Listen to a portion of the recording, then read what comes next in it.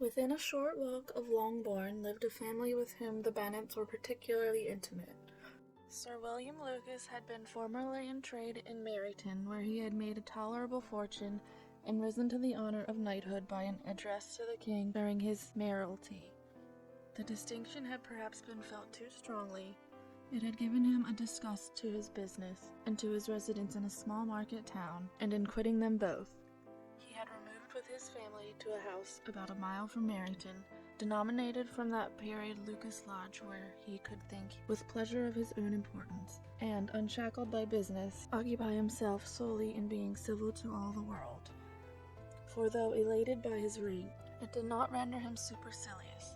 On the contrary, he was all attention to everybody, by nature inoffensive, friendly, and obliging. His presentation at St. James's had made him courteous.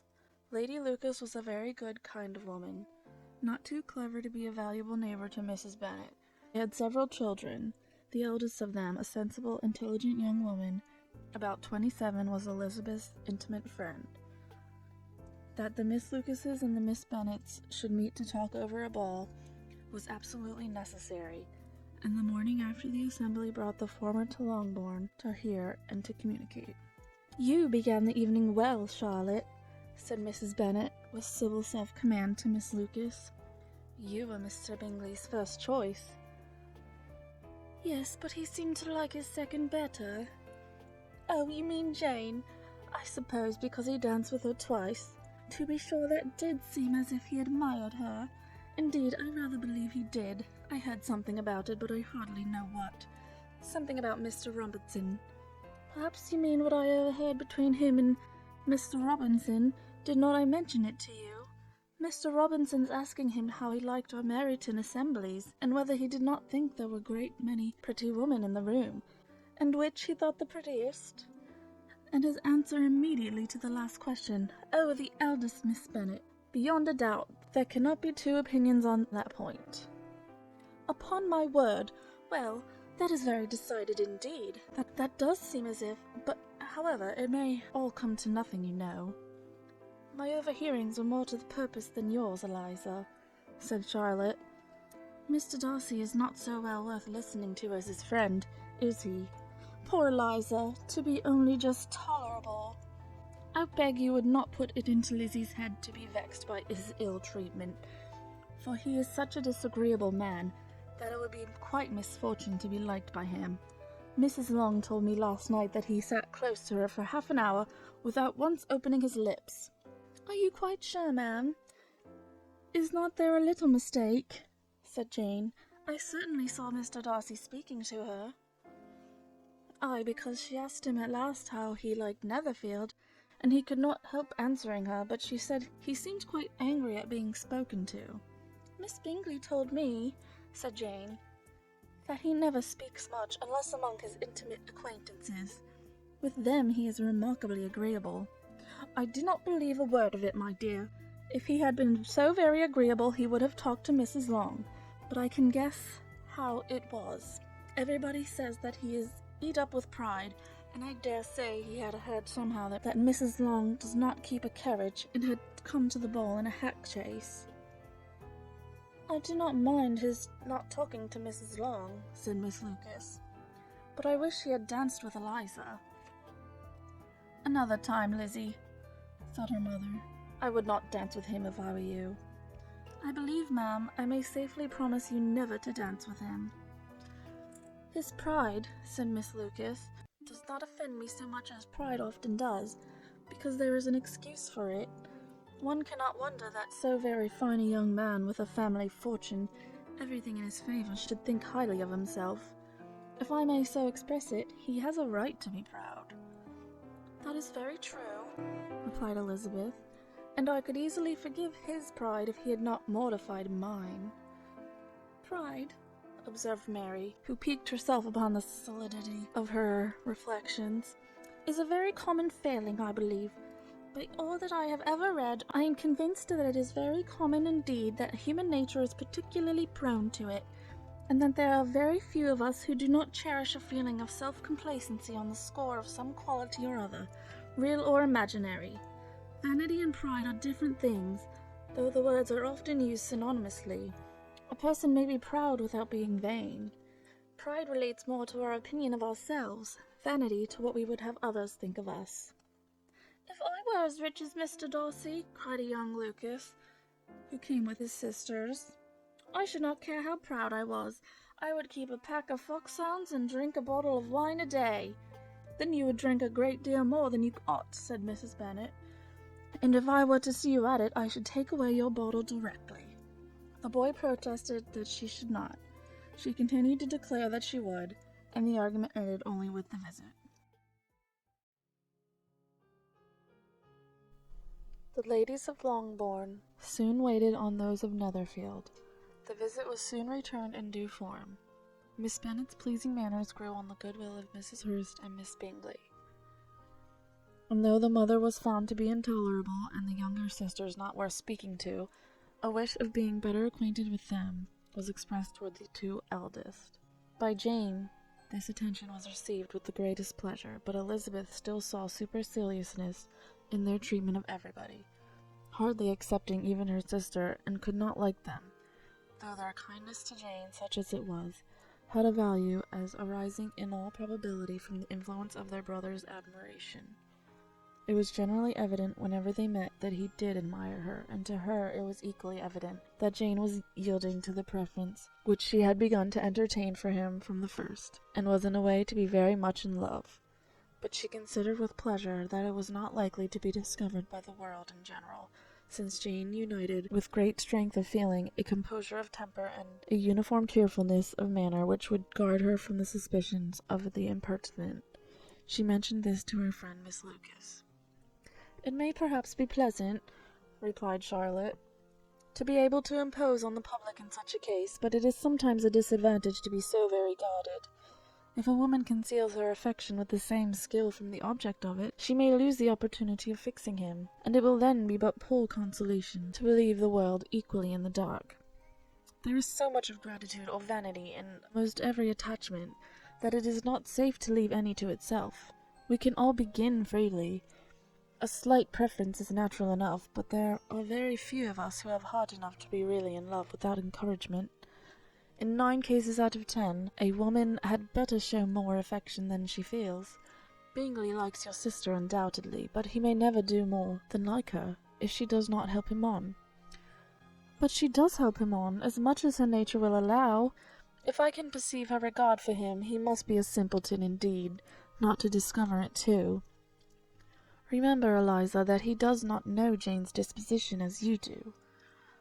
"But if a woman is partial to a man, and does not endeavour to conceal it, he must find out." "Perhaps he must, if he sees enough of her, but, though Bingley and Jane meet tolerably often, it is never for many hours together, and, as they always see each other in large mixed parties, it is impossible that every moment should be employed in conversing together. Jane should therefore make the most of every half-hour in which she can command his attention. When she is secure of him, there will be more leisure for falling in love as much as she chooses." "Your plan is a good one," replied Elizabeth, "when nothing is in question but the desire of being well married, and if I were determined to get a rich husband, or any husband, I dare say I should adopt it. But these are not Jane's feelings. She is not acting by design. As yet she can even be certain of the degree of her own regard, nor of its reasonableness. She has known him only a fortnight. She danced 4 dances with him at Meryton. She saw him one morning at his own house, and has since dined with him in company 4 times.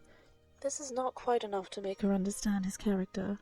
"Not as you represent it. Had she merely dined with him, she might only have discovered whether he had a good appetite. But you must remember that 4 evenings have also been spent together, and 4 evenings may do a great deal." "Yes, these 4 evenings have enabled them to ascertain that they both like Vicq better than commerce, but with respect to any other leading characteristic, I do not imagine that much has been unfolded." "Well, I wish Jane success with all my heart, and if she were married to him tomorrow, I should think she had as good a chance of happiness as if she were to be studying his character for a 12-month. Happiness in marriage is entirely a matter of chance.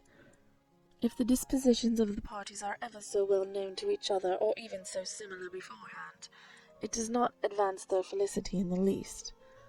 They always continue to grow sufficiently unlike afterwards to have their share of vexation, and it is better to know as little as possible of the defects of the person with whom you are to pass your life. You make me laugh, Charlotte, but it is not sound. You know it is not sound, and that you would never act in this way yourself." Occupied in observing Mr. Bingley's attentions to her sister, Elizabeth was far from suspecting that she was herself becoming an object of some interest in the eyes of his friend. Mr. Darcy had at first scarcely allowed her to be pretty. He had looked at her without admiration at the ball, and when they next met he looked at her only to criticize. But no sooner had he made it clear to himself and his friends that she hardly had a good feature in her face, than he began to find it was rendered uncommonly intelligent by the beautiful expression of her dark eyes. To this discovery succeeded some others equally mortifying, though he had detected with a critical eye more than one failure of perfect symmetry in her form. He was forced to acknowledge her figure to be light and pleasing, and in spite of his asserting that her manners were not those of the fashionable world, he was caught by their easy playfulness. Of this she was perfectly unaware. To her he was only the man who made himself agreeable nowhere, and who had not thought her handsome enough to dance with. He began to wish to know more of her, and as a step towards conversing with her himself, attended to her conversation with others. His doing so drew her notice. It was at Sir William Lucas's, where a large party were assembled. "What does Mr. Darcy mean," said she to Charlotte, "by listening to my conversation with Colonel Forster?" "That is a question which Mr. Darcy only can answer. But if he does it any more, I shall certainly let him know that I see what he is about. He has a very satirical eye, and if I do not begin by being impertinent myself, I shall soon grow afraid of him." On his approaching them soon afterwards, though without seeming to have any intention of speaking, Miss Lucas defied her friend to mention such a subject to him, which immediately provoking Elizabeth to do it, she turned to him and said, "Did you not think, Mr. Darcy, that I expressed myself uncommonly well just now, when I was teasing Colonel Forster to give us a ball at Meryton?" "With great energy, but it is always a subject which makes a lady energetic." "You are severe on us." "It will be her turn soon to be teased," said Miss Lucas. "I am going to open the instrument, Eliza, and you know what follows." "You are a very strange creature by way of a friend, always wanting me to play and sing before anybody and everybody. If my vanity had taken a musical turn, you would have been invaluable. But as it is, I would really rather not sit down before those who must be in the habit of hearing the very best performers." On Miss Lucas's persevering, however, she added, "Very well, if it must be so, it must," and gravely glancing at Mr. Darcy, "There is a fine old saying, which everybody here is of course familiar with, 'Keep your breath to cool your porridge,' and I shall keep mine to swell my song." Her performance was pleasing, though by no means capital. After a song or two, and before she could reply to the entreaties of several that she would sing again, she was eagerly succeeded at the instrument by her sister Mary, who, having, in consequence of being the only plain one in the family, worked hard for knowledge and accomplishments, was always impatient for display. Mary had neither genius nor taste, and though vanity had given her application, it had given her likewise a pedantic air and conceited manner, which would have injured a higher degree of excellence than she had reached. Elizabeth, easy and unaffected, had been listened to with much more pleasure, though not playing half so well, and Mary, at the end of a long concerto, was glad to purchase praise and gratitude by Scotch and Irish airs, at the request of her younger sisters, who, with some of the Lucases and 2 or 3 officers, joined eagerly in dancing at one end of the room. Mr. Darcy stood near them in silent indignation at such a mode of passing the evening, to the exclusion of all conversation, and was too much engrossed by his thoughts to perceive that Sir William Lucas was his neighbour, till Sir William thus began: "What a charming amusement for young people this is, Mr. Darcy! There is nothing like dancing after all. I consider it as one of the first refinements of polished society." "Certainly, sir, and it has the advantage also of being in vogue amongst the less polished societies of the world. Every savage can dance." Sir William only smiled. "Your friend performs delightfully," he continued after a pause, on seeing Bingley join the group, "and I doubt not that you are an adept in the science yourself, Mr. Darcy." "You saw me dance at Meryton, I believe, sir." Yes, indeed, and received no inconsiderable pleasure from the sight. Do you often dance at St. James's? Never, sir.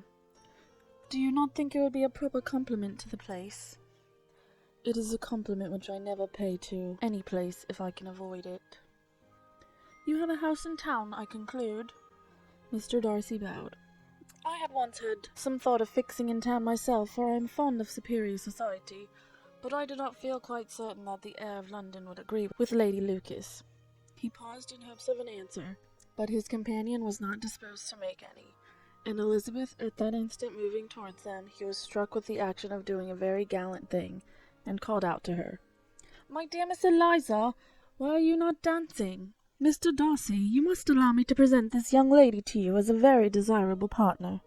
You cannot refuse to dance, I am sure, when so much beauty is before you. And taking her hand, he would have given it to Mr. Darcy, who, though extremely surprised, was not unwilling to receive it, when she instantly drew back and said with some discomposure to Sir William, Indeed, sir, I have not the least intention of dancing. I entreat you not to suppose that I moved this way in order to beg for a partner. Mr. Darcy, with grave propriety, requested to be allowed the honour of her hand, but in vain. Elizabeth was determined, nor did Sir William at all shake her purpose by his attempt at persuasion. You excel so much in the dance, Miss Eliza, that it is cruel to deny me the happiness of seeing you, and though this gentleman dislikes the amusement in general, he can have no objection, I am sure, to oblige us for 1/2 hour. Mr. Darcy is all politeness, said Elizabeth, smiling. He is indeed, but considering the inducement, my dear Miss Eliza, we cannot wonder at his complaisance, for who would object to such a partner? Elizabeth looked archly and turned away. Her resistance had not injured her with the gentleman, and he was thinking of her with some complacency when thus accosted by Miss Bingley. I can guess the subject of your reverie. I should imagine not. You are considering how insupportable it would be to pass many evenings in this manner, in such society, and indeed I am quite of your opinion. I was never more annoyed. The insipidity, and yet the noise, the nothingness, and yet the self-importance of all these people. What would I give to hear your strictures on them? You conjecture it's totally wrong. I assure you, my mind was more agreeably engaged. I have been meditating on the very great pleasure which a pair of fine eyes in the face of a pretty woman can bestow. Miss Bingley immediately fixed her eyes on his face, and desired he would tell her what lady had the credit of inspiring such reflections. Mr. Darcy replied with great intrepidity, Miss Elizabeth Bennet. Miss Elizabeth Bennet? Repeated Miss Bingley. I am all astonishment. How long has she been such a favourite? And pray, when am I to wish you joy? That is exactly the question which I expected you to ask. A lady's imagination is very rapid. It jumps from admiration to love, from love to matrimony, in a moment. I knew you would be wishing me joy. Nay, if you are serious about it, I shall consider the matter as absolutely settled. You will be having a charming mother-in-law indeed, and of course she will always be at Pemberley with you. He listened to her with perfect indifference, while she chose to entertain herself in this manner, and as his composure convinced her that all was safe, her wit flowed long.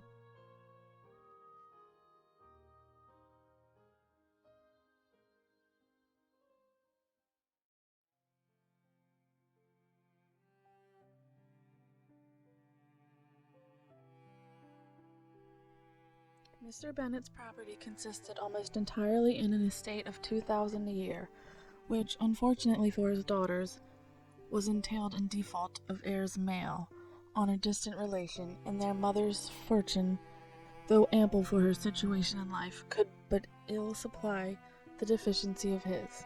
Her father had been an attorney in Meryton, and had left her £4,000. She had a sister married to a Mr. Phillips, who had been a clerk to their father and succeeded him in the business, and a brother settled in London in a respectable line of trade. The village of Longbourn was only 1 mile from Meryton, a most convenient distance for the young ladies, who were usually tempted thither 3 or 4 times a week, to pay their duty to their aunt in a milliner's shop just over the way. The 2 youngest of the family, Catherine and Lydia, were particularly frequent in these attentions. Their minds were more vacant than their sisters', and when nothing better offered, a walk to Meryton was necessary to amuse their morning hours and furnish conversation for the evening. And however bare of news the country in general might be, they always contrived to learn some from their aunt.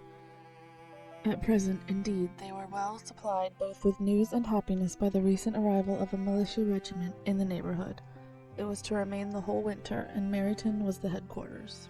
Their visits to Mrs. Phillips were now productive of the most interesting intelligence.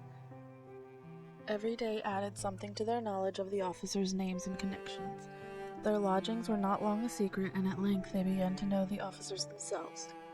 Mr. Phillips visited them all, and this opened to his nieces a store of felicity unknown before.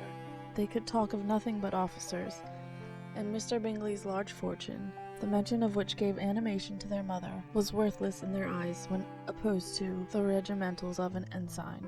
After listening one morning to their effusions on this subject, Mr. Bennet coolly observed, "From all that I can collect by your manner of talking, you must be two of the silliest girls in the country. I have suspected it some time, but I am now convinced." Catherine was disconcerted and made no answer, but Lydia, with perfect indifference, continued to express her admiration of Captain Carter, and her hope of seeing him in the course of the day, as he was going the next morning to London. "I am astonished, my dear," said Mrs. Bennet, "that you should be so ready to think your own children silly. If I wish to think slightingly of anybody's children, it should not be of my own, however. If my children are silly, I must hope to be always sensible of it." "Yes, but as it happens, they are all of them very clever." "This is the only point, I flatter myself, on which we do not agree. I had hoped that our sentiments coincided in every particular, but I must so far differ from you as to think our two youngest daughters uncommonly foolish." "My dear Mr. Bennet, you must not expect such girls to have the sense of their father and mother. When they get to our age, I dare say they will not think about officers any more than we do. I remember the time when I liked a red coat myself very well, and indeed, so I do still at my heart, and if a smart young colonel with 5,000 or 6,000 a year should want one of my girls, I shall not say nay to him. And I thought Colonel Forster looked very becoming the other night at Sir William's in his regimentals." "Mamma," cried Lydia, "my aunt says that Colonel Forster and Captain Carter do not go so often to Miss Watson's as they did when they first came. She sees them now very often standing in Clark's library." Mrs. Bennet was prevented replying by the entrance of the footman with a note for Miss Bennet. It came from Netherfield, and the servant waited for an answer. Mrs. Bennet's eyes sparkled with pleasure, and she was eagerly calling out while her daughter read. "Well, Jane, who is it from? What is it about? What does he say? Well, Jane, make haste and tell us. Make haste, my love." "It is from Miss Bingley," said Jane, and then read it aloud. "My dear friend, if you are not so compassionate as to dine today with Louisa and me, we shall be in danger of hating each other for the rest of our lives, for a whole day's tete-a-tete between two women can never end without a quarrel. Come as soon as you can on receipt of this. My brother and the gentlemen are to dine with the officers. Yours ever, Caroline Bingley." "With the officers?" cried Lydia. "I wonder my aunt did not tell us of that." "Dining out?" said Mrs. Bennet. "That is very unlucky." "Can I have the carriage?" said Jane. "No, my dear, you had better go on horseback, because it seems likely to rain, and then you must stay all night." "That would be a good scheme," said Elizabeth, "if you are sure that they would not offer to send her home." "Oh, but the gentlemen will have Mr. Bingley's chaise to go to Meryton, and the Hursts have no horses to theirs. I had much rather go in the coach." "But, my dear, your father cannot spare the horses, I am sure. They are wanted in the farm, Mr. Bennet, are they not?" "They are wanted in the farm much oftener than I can get them." "But if you have got them today," said Elizabeth, "my mother's purpose will be answered." She did at least extort from her father an acknowledgment that the horses were engaged. Jane was therefore obliged to go on horseback, and her mother attended her to the door with many cheerful prognostics of a bad day. Her hopes were answered. Jane had not been gone long before it rained hard. Her sisters were uneasy for her, but her mother was delighted. The rain continued the whole evening without intermission. Jane certainly could not come back. "This was a lucky idea of mine indeed," said Mrs. Bennet, more than once, as if the credit of making it rain were all her own. Till the next morning, however, she was not aware of all the felicity of her contrivance. Breakfast was scarcely over when a servant from Netherfield brought the following note for Elizabeth. "My dearest Lizzie, I find myself very unwell this morning, which I suppose is to be imputed to my getting wet through yesterday. My kind friends will not hear of my returning till I am better. They insist also on my seeing Mr. Jones, therefore do not be alarmed if you should hear of his having been to me, and excepting a sore throat and headache, there is not much the matter with me. Yours, etc." "Well, my dear," said Mr. Bennet, when Elizabeth had read the note aloud, "if your daughter should have a dangerous fit of illness, if she should die, it would be a comfort to know that it was all in pursuit of Mr. Bingley and under your orders." "Oh, I am not afraid of her dying. People do not die of little trifling colds. She will be taken good care of. As long as she stays there, it is all very well. I would go and see her if I could have the carriage." Elizabeth, feeling really anxious, was determined to go to her, though the carriage was not to be had, and as she was no horsewoman, walking was her only alternative. She declared her resolution. "How can you be so silly," cried her mother, "as to think of such a thing, in all this dirt? You'll not be fit to be seen when you get there." "I shall be very fit to see Jane, which is all I want." "Is this a hint to me, Lizzie," said her father, "to send for the horses?" "No, indeed, I do not wish to avoid the walk. The distance is nothing when one has a motive, only 3 miles. I shall be back by dinner." "I admire the activity of your benevolence," observed Mary, "but every impulse of feeling should be guided by reason, and, in my opinion, exertion should always be in proportion to what is required." "We will go as far as Meryton with you," said Catherine and Lydia. Elizabeth accepted their company, and the 3 young ladies set off together. "If we make haste," said Lydia, as they walked along, "perhaps we may see something of Captain Carter before he goes." In Meryton they parted. The 2 youngest repaired to the lodgings of one of the officers' wives, and Elizabeth continued her walk alone, crossing field after field at a quick pace, jumping over stiles and springing over puddles with impatient activity, and finding herself at last within view of the house, with weary ankles, dirty stockings, and a face glowing with the warmth of exercise. She was shown into the breakfast parlor, where all but Jane were assembled, and where her appearance created a great deal of surprise. That she should have walked 3 miles so early in the day, in such dirty weather, and by herself, was almost incredible to Mrs. Hurst and Miss Bingley, and Elizabeth was convinced that they held her in contempt for it. She was received, however, very politely by them, and in their brother's manners there was something better than politeness. There was good humour and kindness. Mr. Darcy said very little, and Mr. Hurst nothing at all. The former was divided between admiration of the brilliancy which exercise had given to her complexion, and doubt as to the occasions justifying her coming so far alone. The latter was thinking only of his breakfast. Her inquiries after her sister were not very favourably answered. Miss Bennet had slept ill, and though up, was very feverish, and not well enough to leave her room. Elizabeth was glad to be taken to her immediately, and Jane, who had only been withheld by the fear of giving alarm or inconvenience from expressing in her note how much she longed for such a visit, was delighted at her entrance. She was not equal, however, to much conversation, and when Miss Bingley left them together, could attempt little besides expressions of gratitude for the extraordinary kindness she was treated with. Elizabeth silently attended her. When breakfast was over, they were joined by the sisters, and Elizabeth began to like them herself. When she saw how much affection and solicitude they showed for Jane, the apothecary came, and having examined his patient, said, as might be supposed, that she had caught a violent cold, and that they must endeavour to get the better of it, advised her to return to bed, and promised her some draughts. The advice was followed readily, for the feverish symptoms increased, and her head ached acutely. Elizabeth did not quit her room for a moment, nor were the other ladies often absent. The gentlemen being out, they had, in fact, nothing to do elsewhere. When the clock struck 3, Elizabeth felt that she must go, and very unwillingly said so. Miss Bingley offered her the carriage, and she only wanted a little pressing to accept it.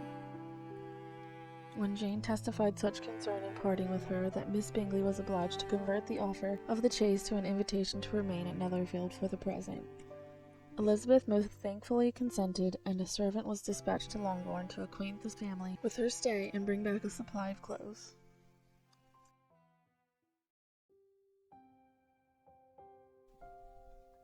At 5 o'clock the two ladies retired to dress, and at 6:30 Elizabeth was summoned to dinner. To the civil inquiries which then poured in, and amongst which she had the pleasure of distinguishing the much superior solicitude of Mr. Bingley's, she could not make a very favourable answer. Jane was by no means better. The sisters, on hearing this, repeated 3 or 4 times how much they were grieved, how shocking it was to have a bad cold, and how excessively they disliked being ill themselves, and then thought no more of the matter, and their indifference toward Jane would not immediately before them restored Elizabeth to the enjoyment of all her former dislike.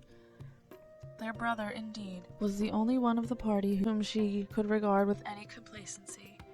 His anxiety for Jane was evident, and his attentions to herself most pleasing. They prevented her feeling herself so much an intruder as she believed she was considered by the others. She had very little notice from any but him. Miss Bingley was engrossed by Mr. Darcy, her sister scarcely less so, and as for Mr. Hurst, by whom Elizabeth sat, he was an indolent man, who lived only to eat, drink, and play at cards, who, when he found her to prefer a plain dish to a ragout, had nothing to say to her. When dinner was over, she returned directly to Jane, and Miss Bingley began abusing her as soon as she was out of the room. Her manners were pronounced to be very bad indeed, a mixture of pride and impertinence. She had no conversation, no style, no beauty. Mrs. Hurst thought the same, and added, "She has nothing in short to recommend her, but, being an excellent walker, I shall never forget her appearance this morning. She really looked almost wild." "She did indeed, Louisa. I could hardly keep my countenance. Very nonsensical to come at all. Why must she be scampering about the country because her sister had a cold? Her hair so untidy, so blousy." "Yes, and her petticoat. I hope you saw her petticoat. 6 inches deep in mud, I am absolutely certain, and the gown which had been let down to hide it, not doing its office." "Your picture may be very exact, Louisa," said Bingley, "but this was all lost upon me. I thought Miss Elizabeth Bennet looked remarkably well when she came into the room this morning. Her dirty petticoat quite escaped my notice." "You observed it, Mr. Darcy, I am sure," said Miss Bingley, "and I am inclined to think that you would not wish to see your sister make such an exhibition." "Certainly not." "To walk 3 miles, or 4 miles, or 5 miles, or whatever it is, above her ankles in dirt, and alone, quite alone. What could she mean by it? It seems to me to show an abominable sort of conceited independence, a most country-town indifference to decorum." "It shows an affection for her sister that is very pleasing," said Bingley. "I am afraid, Mr. Darcy," observed Miss Bingley in half a whisper, "that this adventure has rather affected your admiration of her fine eyes." "Not at all. They were brightened by the exercise." A short pause followed this speech, and Mrs. Hurst began again. "I have an excessive regard for Miss Jane Bennet. She is really a very sweet girl, and I wish with all my heart that she were well settled. But with a father and a mother such low connections, I am afraid there is no chance of it." "I think I have heard you say that their uncle is an attorney on Meryton." "Yes, and they have another who lives somewhere near Cheapside." "That is capital," added her sister, and they both laughed heartily. If they had uncles enough to fill all Cheapside, it would not make them one jot less agreeable. "But it must very materially lessen their chance of marrying men of any consideration in the world," replied Darcy. To this speech Bingley made no answer, but his sisters gave it their hearty assent, and indulged their mirth for some time at the expense of their dear friend's vulgar relations. With a renewal of tenderness, however, they returned to her room on leaving the dining parlour, and sat with her till summoned to coffee. She was still very poorly, and Elizabeth would not quit her at all, till late in the evening, when she had the comfort of seeing her sleep, and when it seemed to her rather right than pleasant that she should go downstairs herself. On entering the drawing-room she found the whole party at loo, and was immediately invited to join them. but suspecting them to be playing high, she declined it, and making her sister the excuse, she said she would amuse herself for the short time she could stay below with a book. Mr. Hurst looked at her with astonishment. "Do you prefer reading to cards?" said he. "That is rather singular." "Miss Eliza Bennet," said Miss Bingley, "despises cards. She is a great reader and has no pleasure in anything else." "I deserve neither such praise nor such censure," cried Elizabeth. "I am not a great reader, and I have pleasure in many things." "In nursing your sister I am sure you have pleasure," said Bingley, "and I hope it will be soon increased by seeing her quite well." Elizabeth thanked him from her heart, and then walked towards the table where a few books were lying. He immediately offered to fetch her others, all that his library afforded.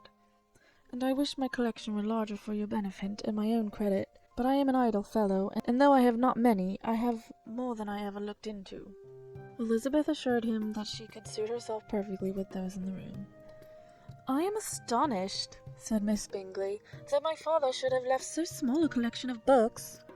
"What a delightful library you have at Pemberley, Mr. Darcy." "It ought to be good," he replied.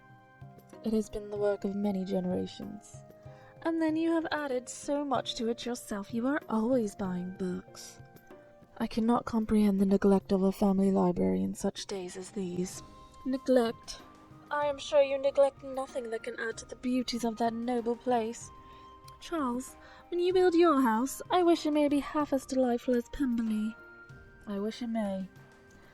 But I would really advise you to make your purchase in that neighbourhood, and take Pemberley for a kind of model. There is not a finer county in England than Derbyshire."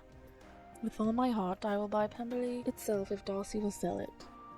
"I am talking of possibilities, Charles." "Upon my word, Caroline, I should think it more possible to get Pemberley by the purchase than by imitation." Elizabeth was so much caught with what passed as to leave her very little attention for her book, and soon laying it wholly aside, she drew near the card table, and stationed herself between Mr. Bingley and his eldest sister to observe the game. "Has Miss Darcy much grown since the spring?" said Miss Bingley. "Will she be as tall as I am?" "I think she will. She is now about Miss Elizabeth Bennet's height, or rather taller." "How I long to see her again! I never met with anybody who delighted me so much. Such a countenance, such manners, and so extremely accomplished for her age. Her performance on the pianoforte is exquisite." "It is amazing to me," said Bingley, "how young ladies can have patience to be so very accomplished as they all are." "All young ladies accomplished? My dear Charles, what do you mean?" "Yes, all of them, I think. They all paint tables, cover screens, and net purses. I scarcely know anyone who cannot do all this, and I am sure I never heard a young lady spoken of for the first time without being informed that she was very accomplished." "Your list of the common extent of accomplishments," said Darcy, "has too much truth. The word is applied to many a woman who deserves it no otherwise than by netting a purse or covering a screen, but I am very far from agreeing with you in your estimation of ladies in general. I cannot boast of knowing more than half a dozen, in the whole range of my acquaintance, that are really accomplished." "Nor I am sure," said Miss Bingley. "Then," observed Elizabeth, "you must comprehend a great deal in your idea of an accomplished woman." "Yes, I do comprehend a great deal in it." "Oh, certainly," cried his faithful assistant. "No one can be really esteemed accomplished who does not greatly surpass what is usually met with. A woman must have a thorough knowledge of music, singing, drawing, dancing, and the modern languages, to deserve the word, and besides all this, she must possess a certain something in her air and manner of walking, the tone of her voice, her address and expressions, or the word will be but half deserved." "All this she must possess," added Darcy, "and to all this she must yet add something more substantial, in the improvement of her mind by extensive reading." "I am no longer surprised at your knowing only 6 accomplished women. I rather wonder now at your knowing any." "Are you so severe upon your own sex as to doubt the possibility of all this?" "I never saw such a woman. I never saw such capacity and taste and application and elegance as you describe united." Mrs. Hurst and Miss Bingley both cried out against the injustice of her implied doubt, and were both protesting that they knew many women who answered this description, when Mr. Hurst called them to order with bitter complaints of their inattention to what was going forward. As all conversation was thereby at an end, Elizabeth soon afterwards left the room. "Elizabeth Bennet," said Miss Bingley when the door was closed on her, "is one of those young ladies who seek to recommend themselves to the other sex by undervaluing their own. And with many men, I dare say it succeeds, but in my opinion it is a paltry device, a very mean art." "Undoubtedly," replied Darcy, to whom his remark was chiefly addressed. "There is a meanness in all the arts which ladies sometimes condescend to employ for captivation. Whatever bears affinity to cunning is despicable." Miss Bingley was not so entirely satisfied with this reply as to continue the subject. Elizabeth joined them again, only to say that her sister was worse, and that she could not leave her. Bingley urged Mr. Jones being sent for immediately, while that no contrary advice could be of any service, recommended an express to town for one of the most eminent physicians. This she would not hear of, but she was not so unwilling to comply with their brother's proposal, and it was settled that Mr. Jones should be sent for early in the morning if Miss Bennet were not decidedly better. Bingley was quite uncomfortable. His sisters declared that they were miserable. They solaced their wretchedness, however, by duets after supper, while he could find no better relief to his feelings than by giving his housekeeper's directions that every attention might be paid to the sick lady and her sister.